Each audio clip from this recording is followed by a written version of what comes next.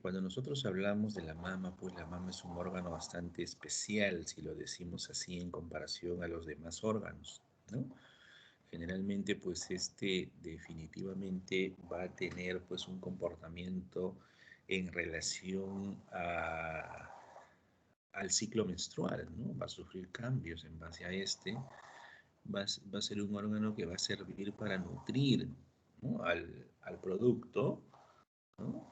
Y es un órgano definitivamente que ofrece ciertas características estéticas al sexo femenino, ¿no? Pero si bien es cierto, ello marca cierta diferencia en relación a otros órganos. Nadie. A ver, apaguen sus micrófonos, por favor.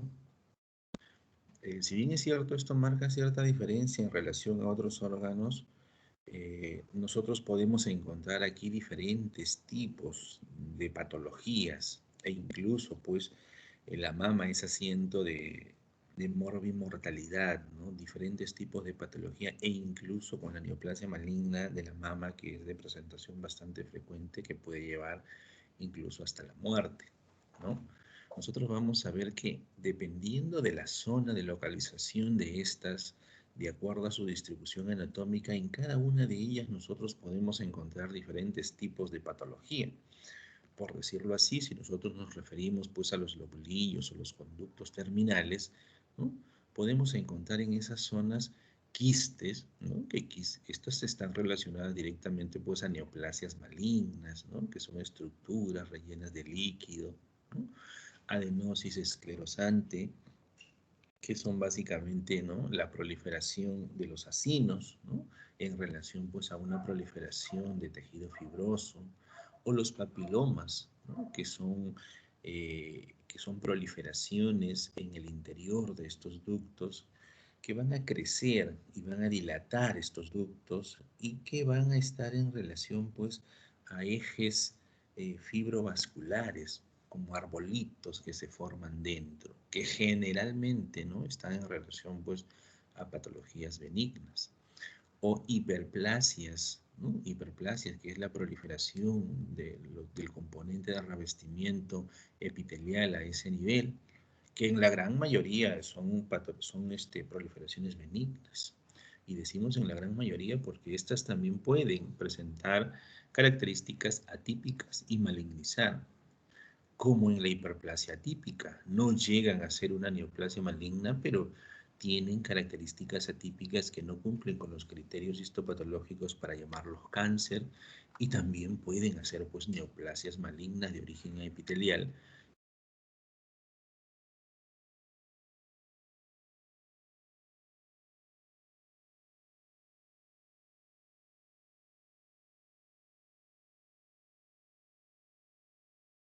Originar pues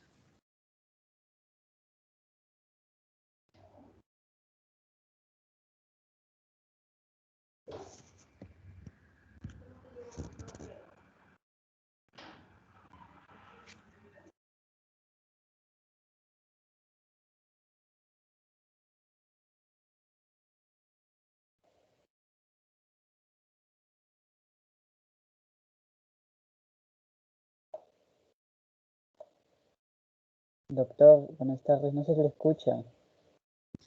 Sí, sino que vamos, al parecer alguien ha movido la presentación. Ah, ¿Se observa ahora sí la imagen? Sí, doctor, sí, ahora sí se doctor. observa. Perfecto. Nos habíamos quedado haciendo relación pues a las lesiones que pueden comprometer a los grandes ductos. Ahí teníamos las ectasias, las metaplasias escamosas, los papilomas, que también los podemos encontrar en estas zonas, o incluso las neoplasias malignas in situ localizados en estos ductos, por decirlos así, grandes, o los estroma, o a nivel del estroma intralobulillar, donde tenemos también nosotros patologías que muchas veces las características histopatológicas tanto del fibroadenoma como el tumor filodes terminan siendo pues muy parecidas, con la diferencia pues que cuando estamos frente a un fibroadenoma pues es una tumoración netamente benigna, con la proliferación del tejido fibroso. en relación al tumor filoides, que son lesiones o tumoraciones de características muy parecidas, con la diferencia que nosotros vamos a encontrar en el tumor filoides una proliferación de las células estromales bastante marcada en relación pues al fibroadenoma, ¿no? El problema del tumor filoides radica pues en que algunas veces tenemos áreas de esta tumoración que el estroma fibromuscular, pues, que el estroma, perdón, el estroma de esta tumoración puede ser muy parecido al del fibroadenoma, pero podemos encontrar áreas focales de este tumor filoides con incremento muy grande del componente celular e incluso presentar múltiples atipias y número de mitosis. Recordemos nosotros que dentro del tumor filoides podemos encontrar un tumor filoides benigno, podemos encontrar uno maligno y intermedio encontramos pues al borderline, ¿no? Entonces, a veces hacer esa diferencia es un poco complicado. Tendríamos que incluir toda la tumoración y buscar áreas pues que me puedan llevar pues a encontrar más de 10 mitosis atípicas en 10 campos de alto poder y podría terminar siendo un tumor filoides maligno, ¿no? O si encuentro menos de 4 mitosis en 10 campos de alto poder, quedar solamente como un tumor filoides en relación a benignidad. Y si encuentro entre esos rangos, podría ser un tumor filoides borderline, ¿no? Entonces, a veces es importantísimo, si nosotros tenemos una tumoración que nos parece un fibroadenoma, incluir toda la muestra y buscar zonas con alto número de mitosis y con características, pues, de atipia citológica a nivel del estroma, que podría hacerme la diferencia entre una u otra y otro diagnóstico, ¿no? También tenemos las patologías en relación al estroma interlobulillar, ¿no? Y aquí tenemos pues la necrosis grasa, tenemos a los lipomas, la fibromatosis, incluso neoplasias malignas como el sarcoma. Si vamos más allá, podemos encontrar patologías incluso a nivel del músculo pectoral o a nivel de las paredes de las costillas, ¿no? Que las neoplasias malignas incluso pueden comprometer esas estructuras, ¿no?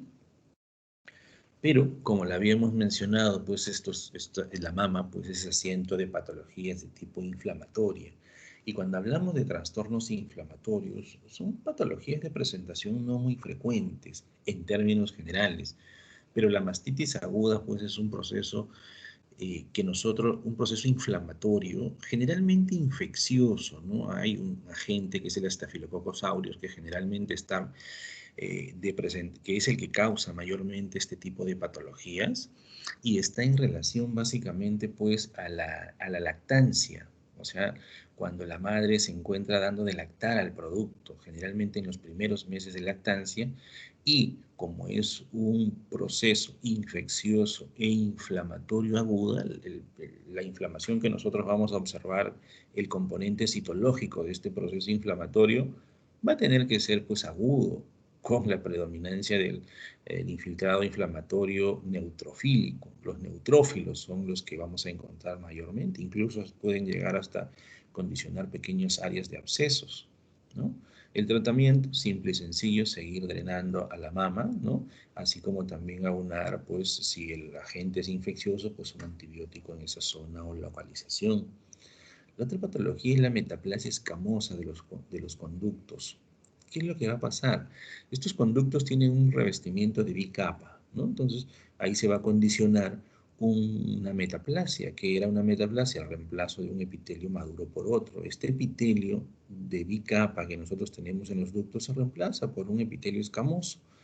Incluso pueden llegar a hacer una obstrucción, ¿no?, de este ducto, formar un absceso y este absceso hacer una fístula a la piel en otra zona de localización.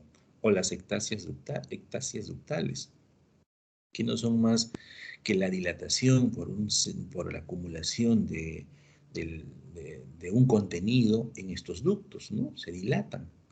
O las mastopatías linfocíticas, donde yo encuentro pues una patología asociada a un proceso inflamatorio de tipo mononuclear del componente linfocítico bastante grande. o las mastitis granulomatosas, donde nosotros encontramos características histopatológicas en relación a este tipo de proceso inflamatorio de tipo crónico granulomatoso, que muchas veces pueden estar en relación pues, a una tuberculosis, a una sarcoidosis, y los componentes histológicos que vamos a encontrar en estas localizaciones pues, son los mismos: histiocitos, linfocitos, células plasmáticas, células gigantes podemos encontrar, ¿no? Cualquiera de esos componentes citológicos, ¿no? Esta imagen representa básicamente a la característica de la metaplasia escamosa. ¿Qué es lo que nosotros tenemos acá? Pues aquí tenemos pues el ducto, ¿no? Y en el ducto nosotros vemos que el ducto pues tiene normalmente pues este epitelio, ¿no? Cúbico de doble capa, ahí lo tenemos. Y este es otro, ¿no? Aquí es donde se ha generado pues esta metaplasia escamosa y termina definitivamente obstruyendo la salida de este ducto, me forma un absceso a ese nivel. Este absceso definitivamente trata de salir, rompe en la cápsula que le envuelve y termina siendo la fístula hacia la zona periférica o a la piel, ¿no? Que es la zona donde termina siendo pues la fístula para drenar ese contenido. Es una metaplasia escamosa generalmente asociada a los pacientes o a las pacientes fumadoras con déficit de vitaminas A.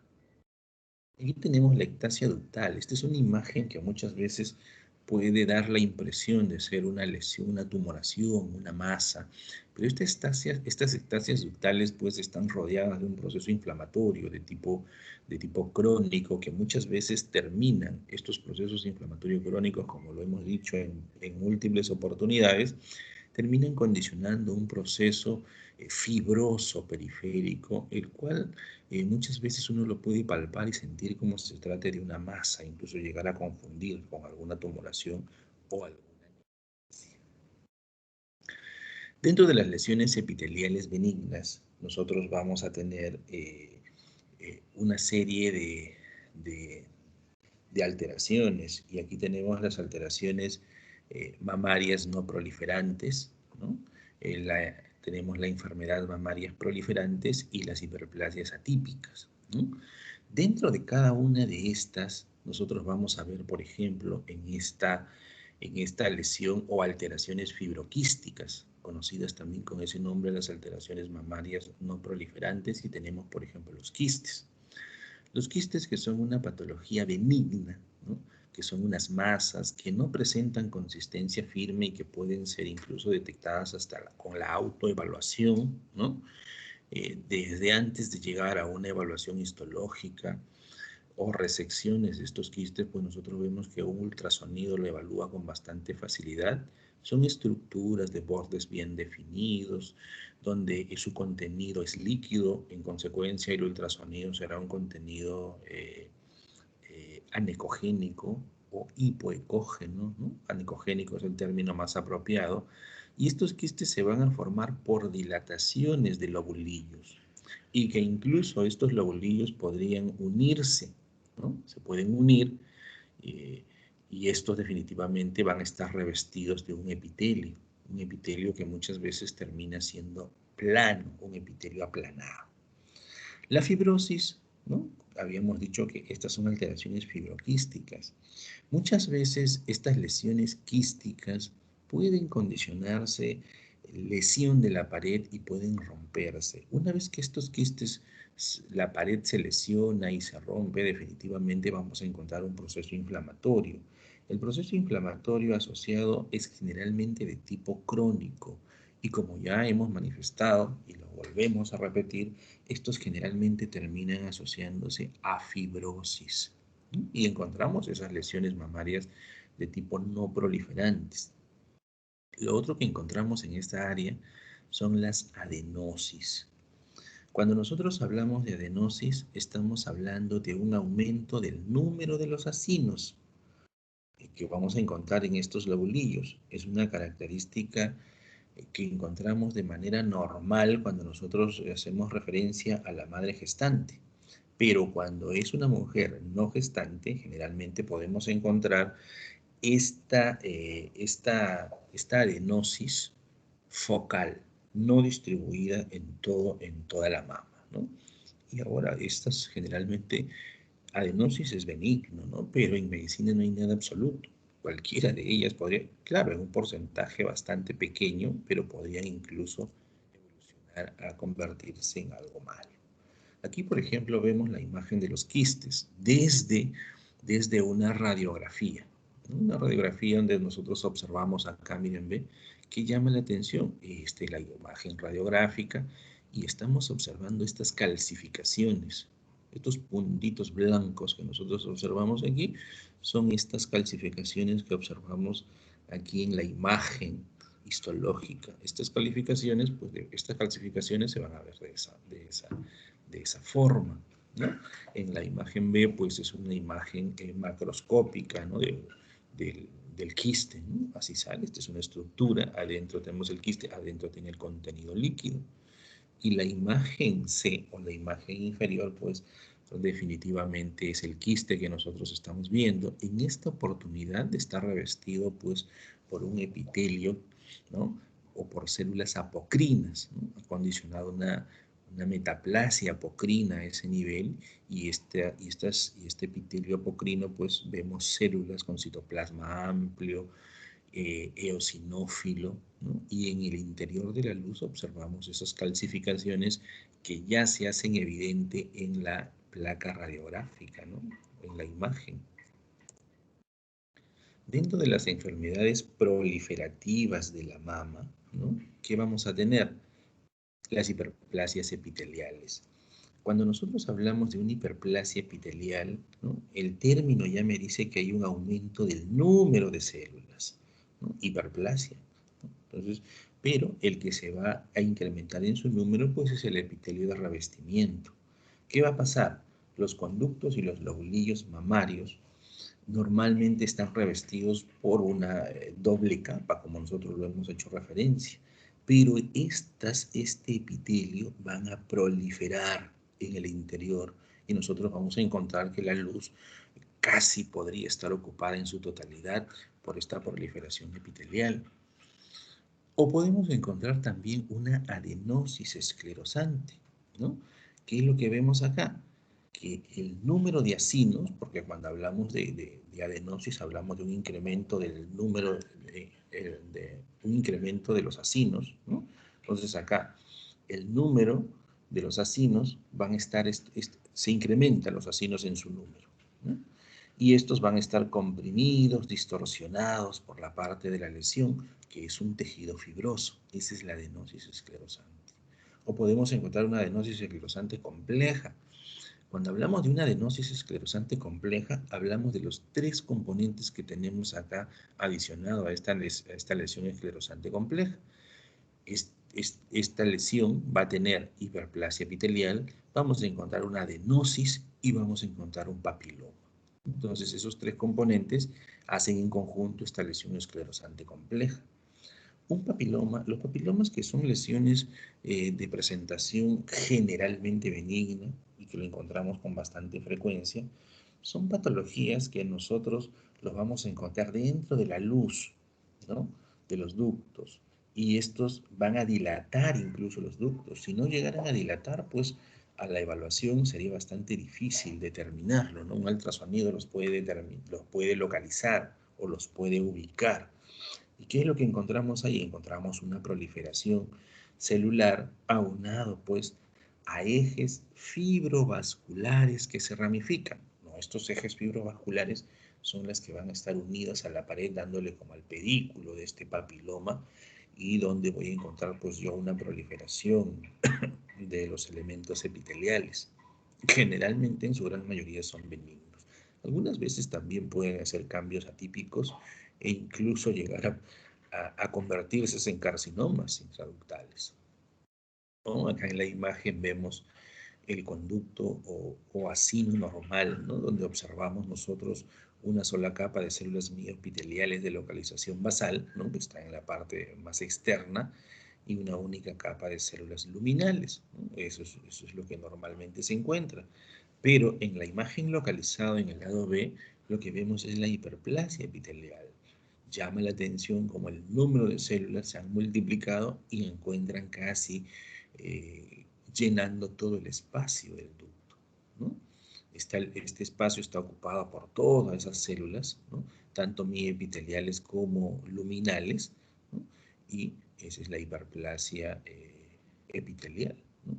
Lógico, cuando hablamos de hiperplasia epitelial, el término hace relación pues, a una patología benigna completamente. Y acá tenemos el papiloma, ¿no? Esta es la imagen del papiloma, ahí está. Esto está unido, ¿no? En esta otra imagen se observa con mayor claridad que tiene su pedículo de fijación, ¿no? Este es su eje fibrovascular, ¿no? Que se extiende desde la pared del conducto y las papilas que se ramifican dentro de la luz revestidas por células mioepiteliales y luminales, ¿no? Entonces, generalmente son patologías benignas, generalmente. Y decimos generalmente porque siempre todas ellas pueden generalmente terminar presentando incluso componente citológico atípico y a veces llegar a ser carcinomas intraductales. Pero es poco frecuente. Enfermedades proliferativas de la mama con atipia. Aquí tenemos pues las hiperplasias ductal atípica y la hiperplasia lobulillar atípica. Hemos visto las hiperplasias, ¿no?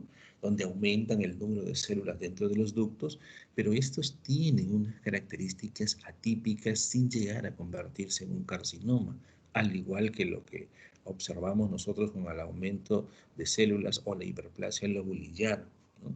Son proliferaciones de la mama que presentan atipia citológica. Y acá los vemos, por ejemplo, ¿no? Miren, ven cómo este ducto, por ejemplo, tiene una proliferación donde vamos a encontrar atipia citológica, incluso que hace hendiduras en estas luces, pero que no llegan a tener características contundentes para hacer una neoplasia. Lo mismo observamos nosotros acá en estos acinos, ¿no? Y una proliferación celular atípica, ¿no? Generalmente en la hiperplasia lobulillar, lo que nosotros vemos es que las células casi tienen sus mismos tamaños, ¿no? Generalmente son homogéneas, pero tienen esa característica leves, ¿no? De presentar núcleos más grandes, más pequeños, o de repente hipercromasia, pero no es tan marcada como, por ejemplo, en carcinoma ductal generalmente, pero los de alto grado, ¿no? Y cuando hablamos del cáncer de la mama, aquí vamos a ver que la neoplasia maligna de la mama, que es la patología de presentación muy importante y de presentación bastante frecuente, definitivamente es el resultado de la transformación maligna de las células epiteliales. Desde ya pues llamado el carcinoma, que forma el sistema ducto-lobulillar de la glándula mamaria. Y es la primera causa de cáncer pues, en el sexo femenino, en la mujer. Los cánceres de mama también pueden estar presentes en los varones, pero son mucho más raros, ¿no? Estas neoplasias malignas de la mama pues van a presentar diferentes factores de riesgo. Dentro de estos tenemos las mutaciones de la línea germinal, ¿no?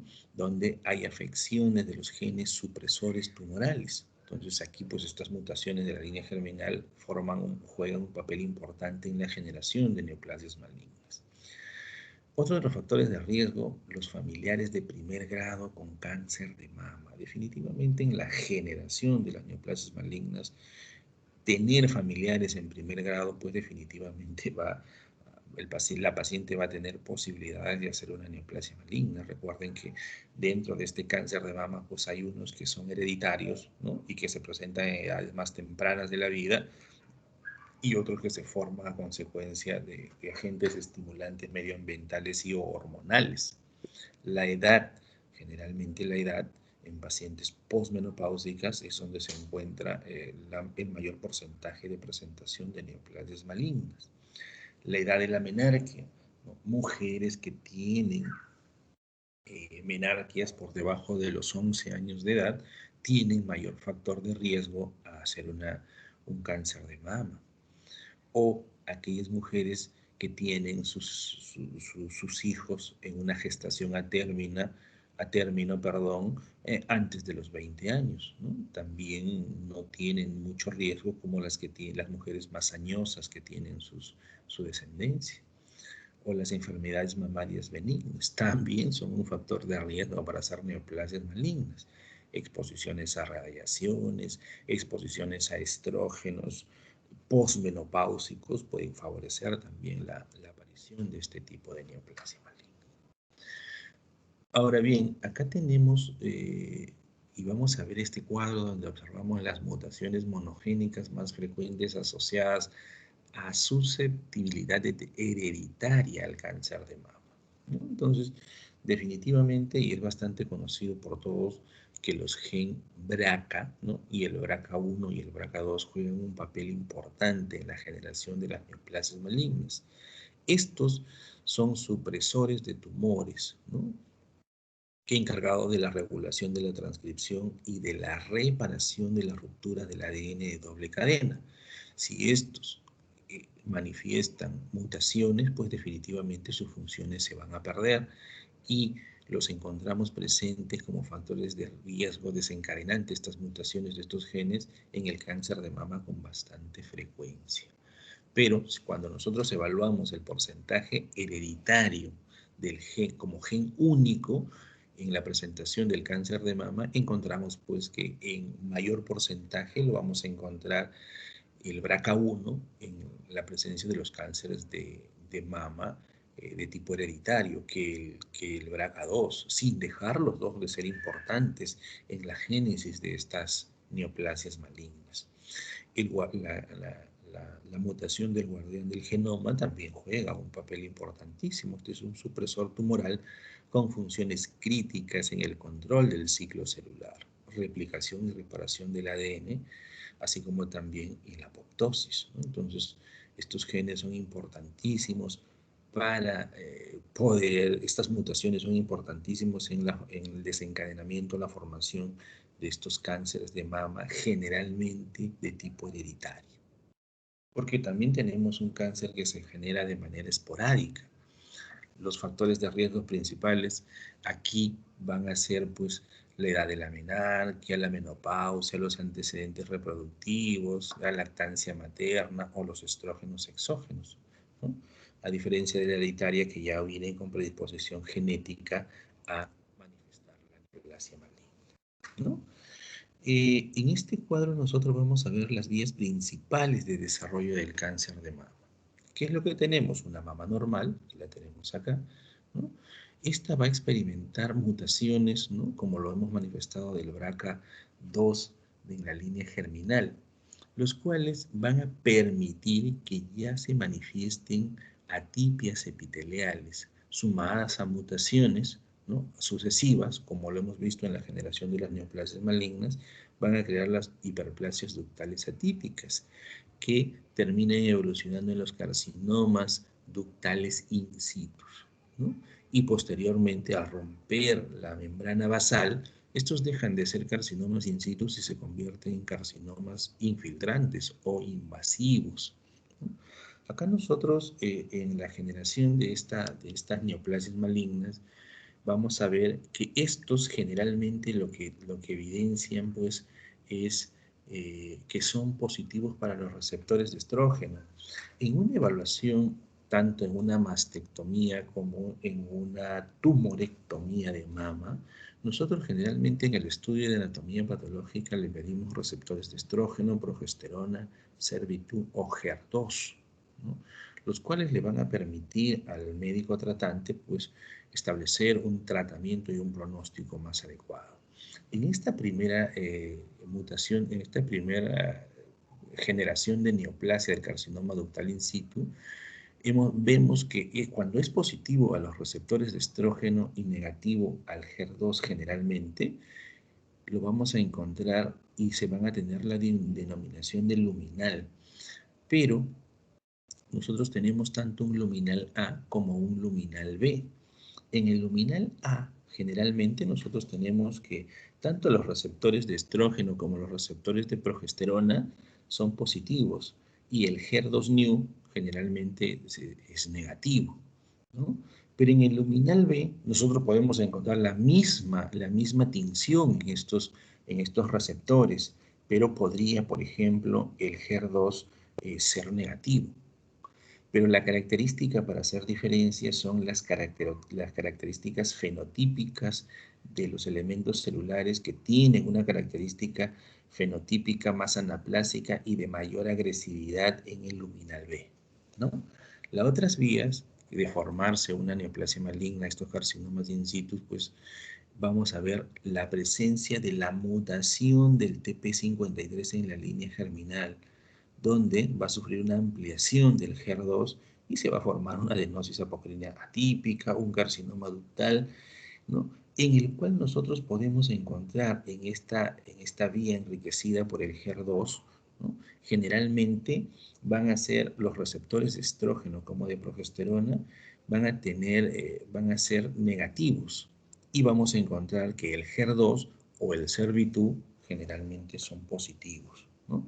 Y generalmente cuando nosotros encontramos esta combinación, el pronóstico ya se va ensombreciendo de la paciente, ¿no? Porque tenemos que, para los receptores de estrógeno y progesterona, esto van a ser negativos y solo positivo para el SER2 o para el HER2, SERV2, perdón, o HER2.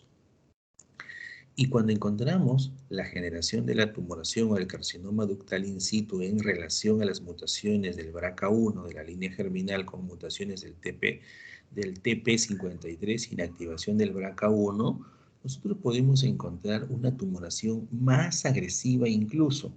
Y aquí encontramos los famosos tipo basal o conocidos también como basaloide, que nosotros encontramos la presentación de los triple negativos y que definitivamente el pronóstico va a ser mucho más sombrío que en los anteriores, ¿no? Las vías, básicamente. ¿Y qué es lo que nosotros vemos dentro de las características histológicas de estos carcinomas, ¿no? Dentro del carcinoma ductal, y nosotros los hemos hecho referencia ya, nosotros tenemos estos que son nuestros ductos, ¿no? Aquí tenemos diferentes patrones de presentación y cuando hablamos de patrones de presentación es como lo vamos a ver. Estos son mis ductos, miren, ve.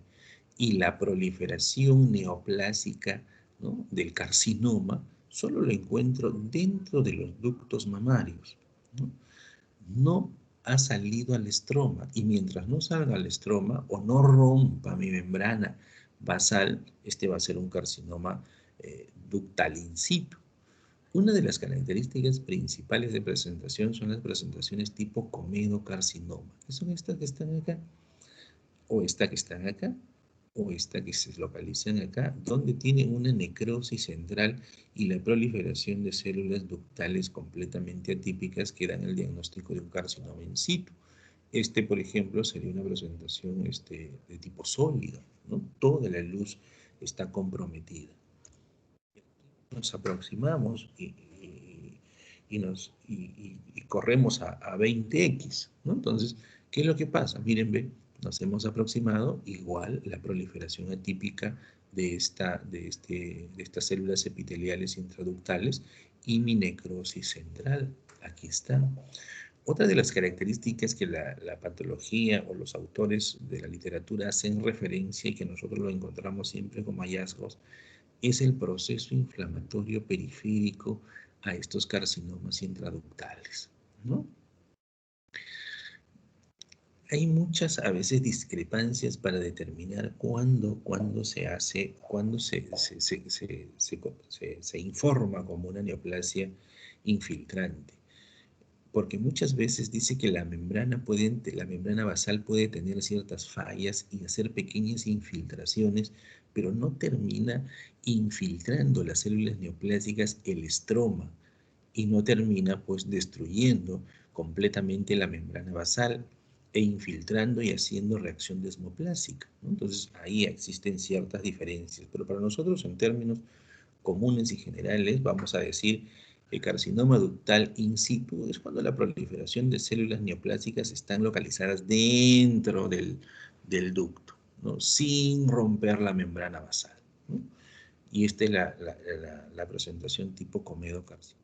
Mayor aumento Para ver las características citológicas, son células que presentan atipia citológica, núcleos más grandes, núcleos más pequeños, y miren esta característica.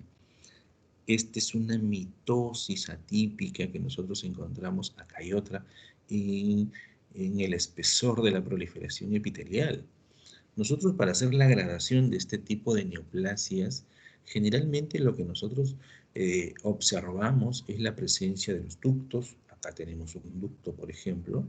Lo que observamos son las características nucleares, cómo van produciendo sus cambios, y lo que consideramos es la presencia de las mitosis. Nosotros contamos las mitosis, y tanto a la presencia de los ductos como a la diferencia de formas y tamaños y nucleolos de los núcleos se les va dando puntuaciones, así como la suma de las mitosis atípicas que encontramos, generalmente para darle cierta gradación, y esto sobre todo cuando estamos en relación a los carcinomas infiltrantes, ductales de tipo infiltrante, ¿no? Que es este que está acá ya. Miren la diferencia abismal de este carcinoma ductal in situ frente a este carcinoma ductal infiltrante, ¿no? Aquí definitivamente los ductos se han roto, ¿no? Acá observamos todavía algunos de ellos, han infiltrado el estroma mamario, y miren la característica de presentar estas reacciones desmoplásicas de tipo estromal, ¿no? ¿Qué hacemos nosotros? Nosotros evaluamos. Ahora, a veces es muy difícil hacer la diferencia de un carcinoma ductal infiltrante frente a un carcinoma lobulillar, a pesar de que cada uno de ellos tienen características histológicas determinadas, ¿no? Yo observo esto, por ejemplo, y ahí todavía, si bien es cierto, podría pensar en un carcinoma ductal, ¿no?, infiltrante, porque observo algunos ductos, pero tendría que hacer la diferencia. A veces es bastante difícil, a pesar de que generalmente los ductales, yo encuentro algunos ductos, y en el lobulillar encuentro las famosas filas indias, y que histológicamente estas células han perdido la cohesividad en el lobulillar y las debo encontrar separadas formando filas indias, ¿no? A pesar de todas sus características, pues definitivamente a veces resulta un poco difícil, y ahí pues nos ayudan los marcadores de inmunistoquímica. Los carcinomas ductales, generalmente son positivos para ikaderina, y generalmente yo termino encontrando negativos para citoqueratinas de alto peso molecular como el CK34, ¿no? Esos, por ejemplo, nos ayudan bastante. Y lo inverso en el lobulillar. La ikaderina tendría que ser negativo, y positivo las citoqueratinas de alto peso molecular. Y nos aproximamos para ver las características citológicas, ¿no?, y las características nucleares, las características si siguen presentando ductos o no, o si ya van desapareciendo, así como también la presencia de mitosis para poder determinar pues la gradación de estos tumores. Y aquí, déjenme decirle, nadie va a poder atreverse a decir que esta es una mama normal a este aumento, pues, ¿no? Hay un aumento del número de células con cambios citológicos malignos, infiltrantes en esta neoplasia maligna con reacción desmoplásica, ¿no? Ya es bien conocido por todos nosotros las características citológicas de malignidad. Y aquí mucho más próximo, ¿no? Aquí vemos las características. Miren este componente citológico, ¿no? Totalmente, ese núcleo, totalmente hipercromático, irregular, ¿no? Definitivamente, pues el pleomorfismo nuclear, el pleomorfismo celular, la hipercromacia, la irregularidad de la membrana nuclear, ¿no? Son características que ya la conocemos nosotros desde siempre como características de neoplasias malignas, o la presencia de mitosis que podemos encontrar con características mitóticas atípicas, y las reacciones desmoplásicas, como tiene este estroma, esa reacción típica de las neoplasias malignas. Esto en relación pues al carcinoma ductal infiltrante. A este tumor nosotros le pedimos como marcadores de inmunistoquímica receptor de estrógeno, receptor de progesterona, ¿no? Le pedimos el HER2 o SERV2, ¿no? Y le podemos asociar un Ki67 para ver el índice proliferativo, ¿no? Esos marcadores me van a determinar pues el tratamiento y el pronóstico, ¿no? Hemos visto si son luminal A, luminal B, si son enriquecidos por HER2 o es un tipo basaloides cuando tenemos los triple negativos, ¿no? Y acá tenemos un carcinoma lobular infiltrante. Entonces, si yo observo ahí, pues podría atreverme a decir que es un lobular infiltrante bastante difícil, aunque por acá miren cómo hace estas características de fila india, típica en el carcinoma lobular. Entonces, vamos a aproximarnos y hacen miren, estas filas así, estas filas, se ponen uno al lado del otro. Eso nos induce, nos ayuda y nos refuerza a que se trate de un carcinoma lobular. Lo otro es que las células están separadas, no, no están unidas porque se pierde pues la ecaderina. Pero si yo observara estas zonas, o solo esta zona, pues tendría dificultad. Pero hay que evaluar toda la muestra y estas características nos inclinan a ello. Aquí, pues, por estas zonas, ¿no?, que están siguiendo unas al lado de la otra, yo pensaría inmediatamente, pues, en un carcinoma lobular y reforzaría eso con mi ecaderina y mi CK34, ¿no? Independientemente, pues, de su receptor de estrógeno, progesterona, SERV2, que le tengo que pedir, definitivamente, ¿no? Y aquí se observa, miren, el mayor aumento, ¿no? Características que estas células no están juntas, siempre están separadas y unidas porque pierden la ecaderina. Pero igual, ¿no? Entonces, aquí pues apoyaría mi diagnóstico, como repito, del carcinoma lobular, pero igual le pediría yo los marcadores. Nosotros contamos con esos marcadores. De no tenerlo, sería un carcinoma probablemente lobular y se refiere al, al centro de mayor resolución. En el MINSA, por ejemplo, hace referencias al INEM, ¿no? Nosotros sí contamos con estos marcadores y le pedimos inmediatamente y precisamos si se trata de un lobular o no, ¿no? Y sus receptores de estrógeno, progesterona y SERV2 para pasar a oncología y establezca su tratamiento, ¿no? Esto que vemos acá ya es otra patología y nosotros lo encontramos de presentación bastante frecuente en la mama masculina. La mama masculina también es asiento de patologías y una de las patologías de presentación muy frecuente es la ginecomastia, ¿no? Y esta ginecomastia vamos nosotros a considerarle o vamos a definirla básicamente como un agrandamiento de la mama. ¿Qué pasa? La mama se hace más grande, la mama masculina que definitivamente pues el tamaño en relación a la mama femenina pues casi no la hubiera, ¿no? Y esta es como resultado de una hiperplasia de los componentes tanto de las glándulas como de los estromas. O sea, miren, ven, esta es una ginecomastia, estas estructuras están aumentadas en número para ser una mama masculina, así como también el estroma está incrementado. Esta proliferación, tanto de las glándulas como del estroma, va a dar una lesión retroareolar conocida como botón mamario, ¿no? Y que va a condicionar pues que la mama se vea aumentada de tamaño. ¿Qué nos puede condicionar eso? Nos puede condicionar eso que se produzca un aumento de la actividad estrogénica, ¿no?, o una disminución de la actividad androgénica, o un desbalance entre ellos. Me puede terminar generalmente en jóvenes condicionando esta ginecomastia.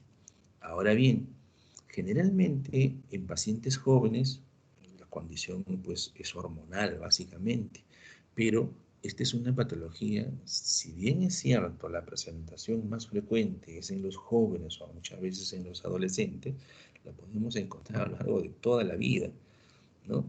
Y en adultos podría estar relacionado a tumores, ¿no? Tumores activos, la cirrosis, ¿no?, o uso de medicamentos también podrían estar relacionadas, pero generalmente es poco frecuente. Más frecuente, pues, es dependientemente hormonal y en gente joven. Nos aproximamos para verlo, ¿no?, y vemos estas proliferaciones. Ya observamos, miren, ven que diera la impresión que el revestimiento epitelial en estas estructuras, pues, es mayor. El estroma es evidente que el estroma ha proliferado en cantidad. Y cuando ya nos aproximamos más, nosotros vemos pues definitivamente que hay una hiperplasia de este revestimiento, de este componente epitelial, ¿no? Entonces, yo no veo un componente epitelial, ¿no? Que me muestre dos capas, ¿no? Yo veo mucho más y el estroma más que evidente. Ahora bien, esto puede estar relacionado también cuando es de poco tiempo de evolución esta proliferación asociada en el estroma a edema. Y en el edema nosotros vemos, en el estroma vemos edema relacionado a áreas que no adquieren tinción en la coloración de hematoxilina y eosina. Pero cuando estas ginecomastias ya tienen más tiempo y se van haciendo más crónicas, pues ese edema desaparece y el estroma está relacionada neta y completamente a una proliferación estromal, a un tejido fibroso incrementado. El estroma se hace más grande, más voluminoso a consecuencia de la hiperplasia. Y cuando es crónico, tejido estromal mayormente con presencia de infiltrado inflamatorio crónico, el cual no es muy abundante, pero está presente como características de esto, ¿no? Estas han sido las patologías en referencia pues a la clase de mama. Tengo entendido que mañana ustedes tienen su examen. Le he alcanzado al doctor Ángeles algunas preguntas que me ha solicitado, ¿no? La solución de esas preguntas en la clase la hemos dicho acá, por ejemplo, en el tema en relación pues a la clase de hoy día, o sea, no está complicado, tampoco hay que estresarse mucho, pero sí pues hay que revisar la literatura, ¿no? Pero en relación a las preguntas que les he pasado, están básicamente en las clases que hemos hecho, ¿no? Bueno, jóvenes, esa es la clase. Si hay alguien que de repente quiere hacer un comentario, alguna pregunta, ¿no? Él la puede hacer sin ningún inconveniente. Recordarles a mi grupo que mañana tenemos la evaluación, como hemos quedado, ¿no? Tanto práctica como de los temas de seminario. Bueno, jóvenes, de no haber ningún comentario, damos por concluido la clase del día de hoy. Buenas tardes con todos y hasta mañana. Muchas gracias, doctor. Doctor, por favor, no se olvide de subir las diapositivas. Perfecto. Ahorita lo subo porque si no lo subo ahorita ya no la tienen. No te Sí, por preocupes. favor, doctor. Gracias.